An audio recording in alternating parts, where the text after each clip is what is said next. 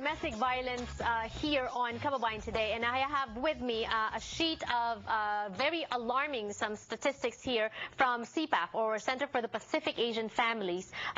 Domestic violence is the leading cause of injury to women between 15 and 44 years old in the U.S. 1 in 4 women experience domestic violence in their lifetime. 85% of domestic violence victims are women. 3.5 million to 10 million children witness domestic violence in the U.S. Fatima from CPAP is joining us today.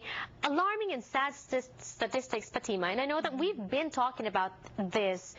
This is not the first time they're hearing about this. Has anything changed? Well, we've definitely seen an increase in the last couple of years of hotline calls from women who are domestic violence and sexual assault survivors.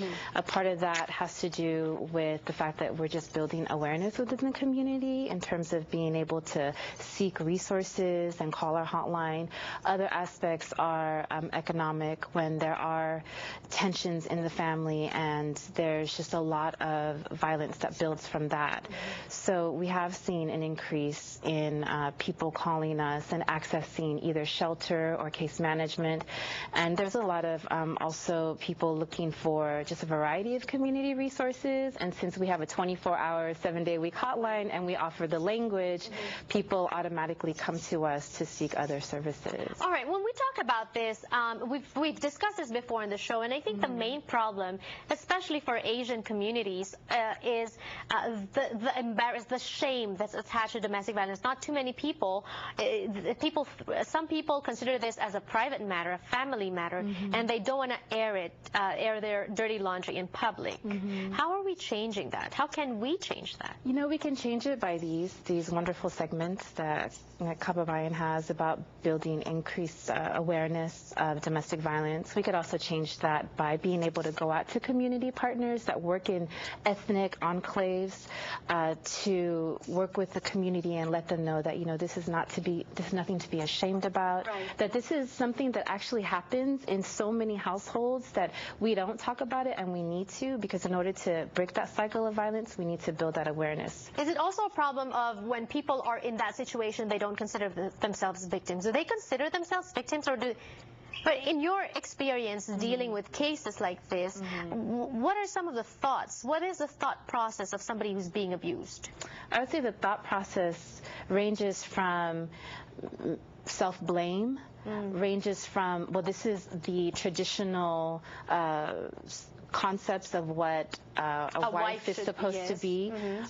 There's also other, I think in API cultures, there's other pressures outside of just the intimate partnership. There's also the extended family. There's also being able to abide by the gender roles that are given to women as well.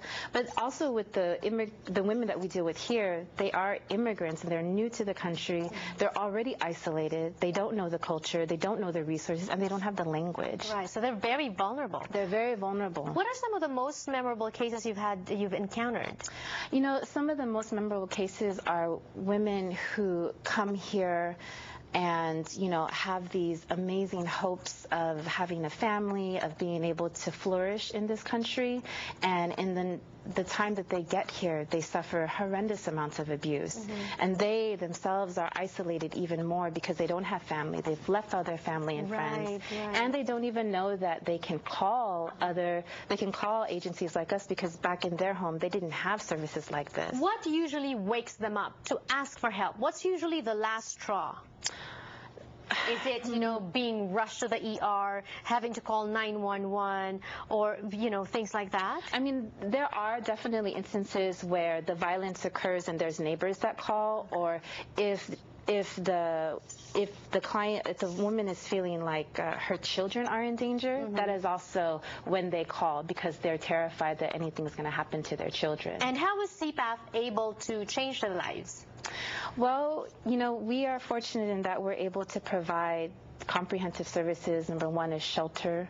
Actually, we have the hotline, and that hotline is, there's always somebody on the line, and we can offer a variety of different languages, Asian Pacific Islander languages, to the callers. And then from there, we assess how we can best help them. So we assess whether or not they need shelter, and if they Meaning if they need to be taken out Correct. the homes, Correct. the abusive environment. Correct. Okay? So we'll do safety planning with them.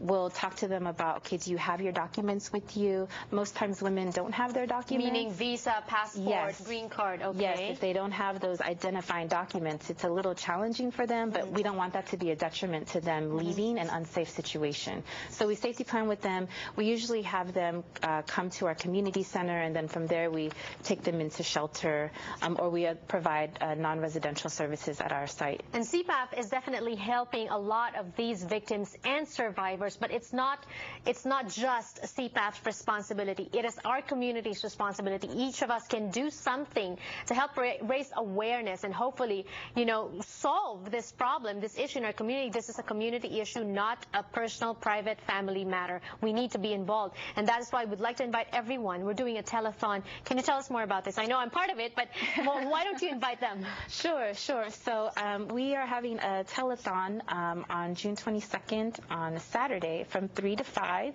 and we're holding the telethon and hosting it in 3 different languages, Mandarin, Tagalog, and Korean. And we will have staff that will be here to talk about domestic violence and sexual assault within our community and some of the shame factors involved with that, and hope to build that awareness and to really normalize it for people to know that they can call on us and that they're not isolated and that there is a community of people and agencies that will be willing to help them. So we really hope that we'll be able to build that awareness and have people call us and even be able to access services through us. Right. And also, for those of you who have the means, donate time, volunteer, donate money. Absolutely. Because they need funding for their programs as well. Information on the screen. We hope you can join us on June 22nd. For now, thank you so much, and God bless you for everything that you're doing for these victims. Thank you. Bless you too. More when we return on Kababayan Today. Don't go away.